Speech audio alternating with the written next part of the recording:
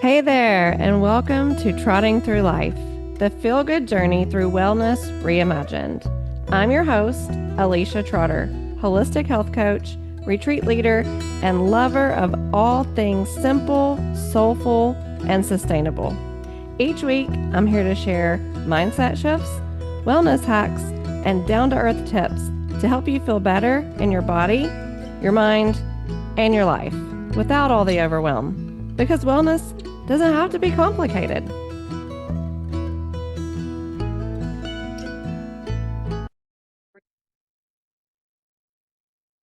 Hello, and welcome back to Trotting Through Life. Today, I want to talk about some hacks and rituals that you can start to incorporate today and stack the habits, stack the rituals to start to build a wellness vault for yourself. Now, what do I mean by that? Okay, let's start with a morning ritual.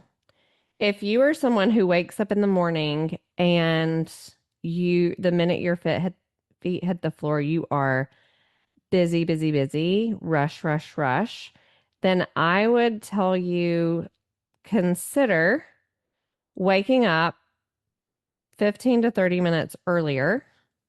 And if that is hard to do, then you would look at going to bed 15 to 30 minutes earlier. And when you get up, the goal is to have slow, peaceful, because that's going to set the tone for your day. So, what you could do is you get up, go to the bathroom, wash your face, brush your teeth, go into the kitchen, get some water. I like to do hydration, like electrolyte hydration. Nothing that has got sugar in it, like stevia, monk fruit, something like that, as the sweetener. And also the purest ingredients that you can find. We don't want artificial colors. So, electrolytes. And I also like to incorporate in mine the essential amino acids, going along with the thought of 30 minutes after waking or within those first 30 minutes of waking, consuming 30 grams of protein. And what I run into is so many people say, I'm not hungry when I wake up. And so that is indicative of high cortisol. And I get it. Sometimes I'm that same way. I don't want to wake up and like eat 30 grams of protein, which would be like, a couple eggs and some meat and, just heavier things, not right away. So the essential amino acids that I like to take are by a company called Body Health. I'll put the link in the show notes. And it's one scoop. And essentially, you can track it if you track macros as 30 grams of protein. So I mix the electrolytes and I mix the amino acids. And I try to drink it within 30 minutes of waking up. That is one very simple hack that you can do that will set your body up for feeling its best. And then if you're up before everyone else and you're having this slow morning while you're drinking your aminos, because my philosophy is work smarter, not harder, you can go outside and you can put your bare feet in the grass. And this is grounding. And so there's like, electrical charge. Everything has electricity, electrical vibration. We do, the ground does. And so first thing in the morning, the dewy grass, that wet grass, and then your bare feet is like the perfect combination for just getting yourself centered and grounded right away. Then also, if where you're standing outside, the sunlight is able to hit your face, that morning sunlight is going to help your circadian rhythm start to become in balance. And so if you think of like in the caveman days, right? So they woke up with the sun, they went to bed with the sun. That helped their circadian rhythm. Today, in today's day and time, we wake up, we look at a blue screen, we go to bed to a blue screen. It's really hacking our sleep.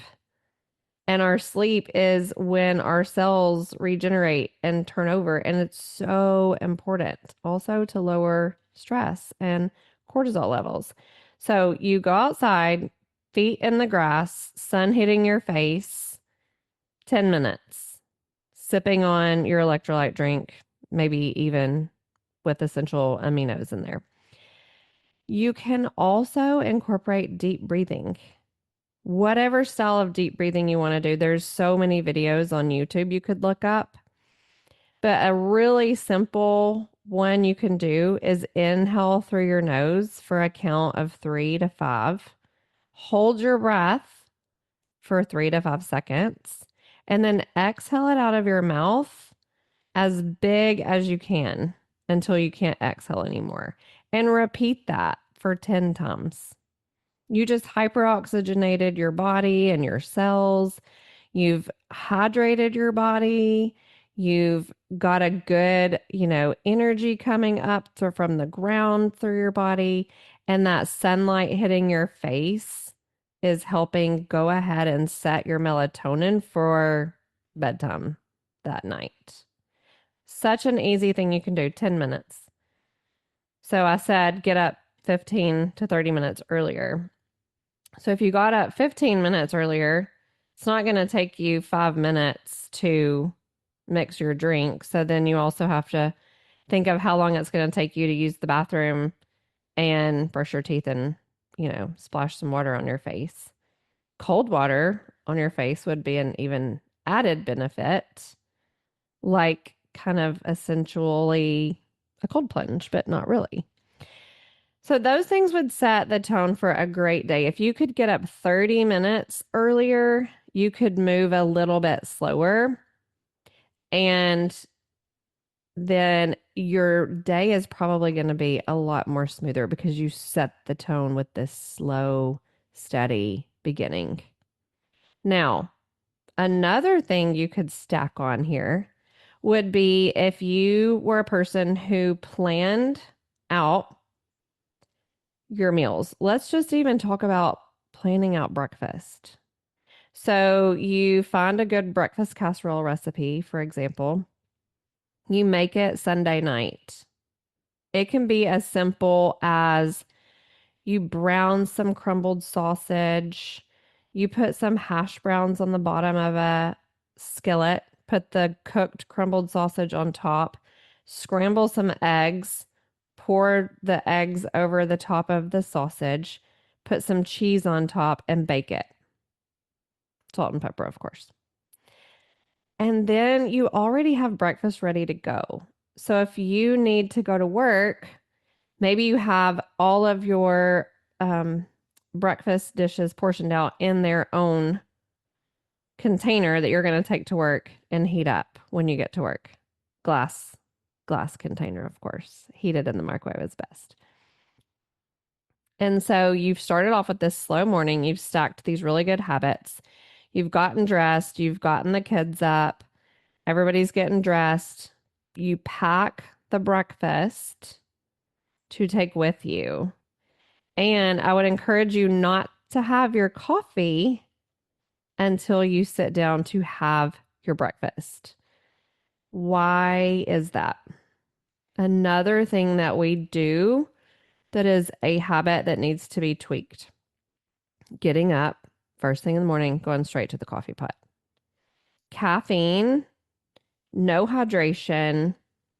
It can really mess up your insulin resistance and can cause unwanted weight gain and spike cortisol levels. So if you already have high cortisol levels, this is making it even worse. And so if you are like me and you're a coffee snob and you like the way that you make your coffee because you know that you have organic coffee beans and you know that you have, dairy-free milk or raw organic milk, whatever you're using, sweetened with stevia, just good ingredients, then I would say go ahead and make your coffee in a to-go cup and then take your breakfast that you have already prepped. And then when you get to work, heat up your breakfast, drink your coffee, and eat your breakfast at the same time. The goal is really like protein and how important that is. So if you are counting macros, for example, or you're in a calorie deficit because you're trying to lose weight, being in a calorie deficit but not eating enough protein is going to make you actually lose muscle mass. So if you are in a calorie deficit, but you're hitting all of your protein goals and you're lifting weight, you're going to gain muscle and muscle burns fat. And so that would be a better option. So you get your 30 grams of protein from your essential aminos first thing out of the gate within 30 minutes of waking. It would be ideal if you could get in 30 minutes of movement following that. But I know that doesn't happen for everyone. And then try to do 30 grams of protein with each meal, breakfast, lunch, dinner. And that would be a great 120 grams of protein every single day, especially for females. And then your movement could be anything from a brisk 2 mile walk. Maybe you add a weighted vest.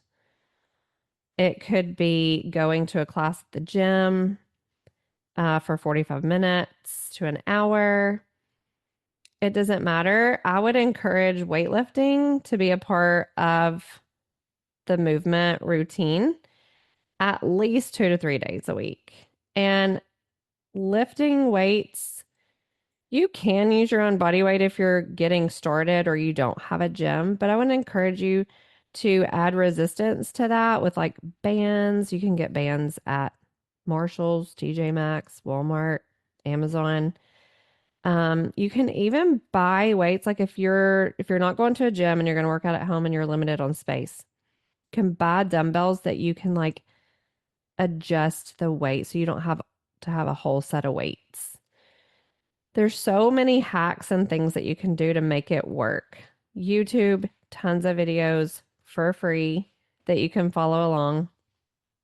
So if you're just getting started with movement, I would encourage you to look at things like, some stretching or yoga, some Pilates, and just walking. Like, see how far you can walk without being totally exhausted, and then have a competition with yourself that the next time maybe you go a little bit further and a little bit further and a little bit further. And once you get to the point where you can walk 2 miles and you feel fantastic, I would even consider looking on Amazon and buying one of the weighted vests because when you add that extra weight, it helps for weight bearing exercise, which helps our bone density. And so as we age, we lose muscle. Muscle is harder to gain. Our bones become more brittle because we lose muscle. And so that's really the goal for longevity. And it can be hacked in simpler ways. Weighted vest, walking. Walk with intention. You can even wear that weighted vest around your house while you're doing chores. So many simple things that you can do, and it doesn't have to cost a lot of money. One thing I hear a lot is eating healthy is so expensive. And I would beg to differ. If you gave me your grocery receipt and we looked at it, I would probably see that you went to the grocery store with really no plan at all. And most of the groceries that you bought were snacks, or maybe you had intentions of, making a veggie tray or chopping up the fruit, and it didn't happen.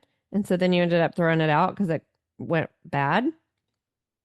So, what I like to tell my clients when I'm coaching is I like to say the best thing you can do is have a plan. Because if you fail to plan, you plan to fail.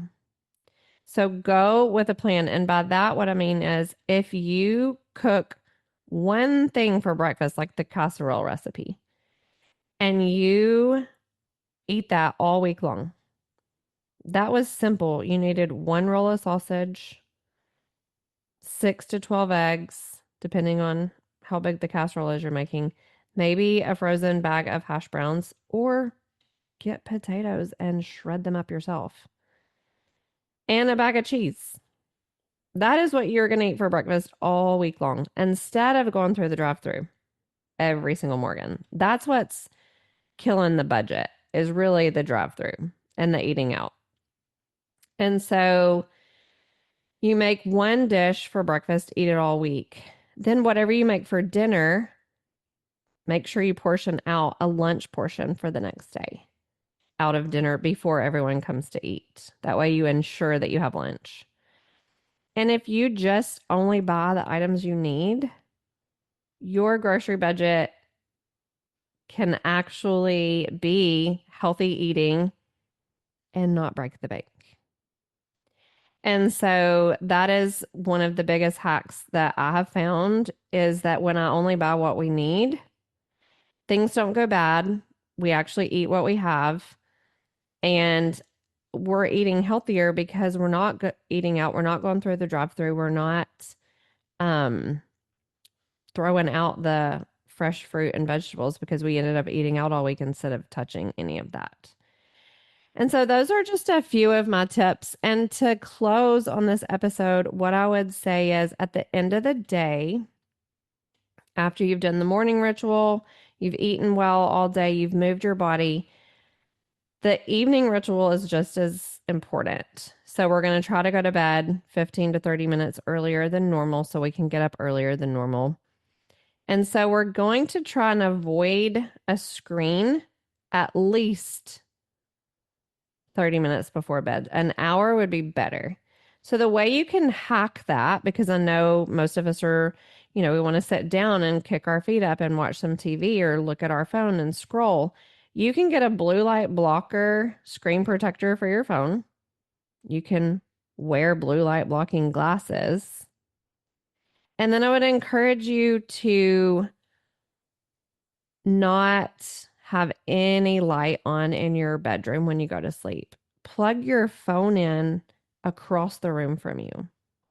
There are so many EMFs that come off of our phones, especially when they're plugged into the charger. So if they're right there by your head, that could be contributing to headaches or disrupted sleep. So if you plug your phone in across the room from you, yes, you will have to get up when your alarm goes off. It'll help with those things that might be disrupting your sleep as well. But have your room be a couple degrees colder than during the day. Have no light whatsoever on. And it's really important that your room be your sanctuary. So like not a lot of clutter, not a lot of stress when you walk into your room. And then those things should help once they become habits that you do daily and it becomes your lifestyle. You should start to see some improvement in things like your stress level, your sleep pattern, and then your energy, probably your digestive system, and also your bowel pattern. So, if you found this episode helpful, please leave a review, share it with someone, and make sure that you're following so you can stay up to date on all the latest episodes. Have a great day.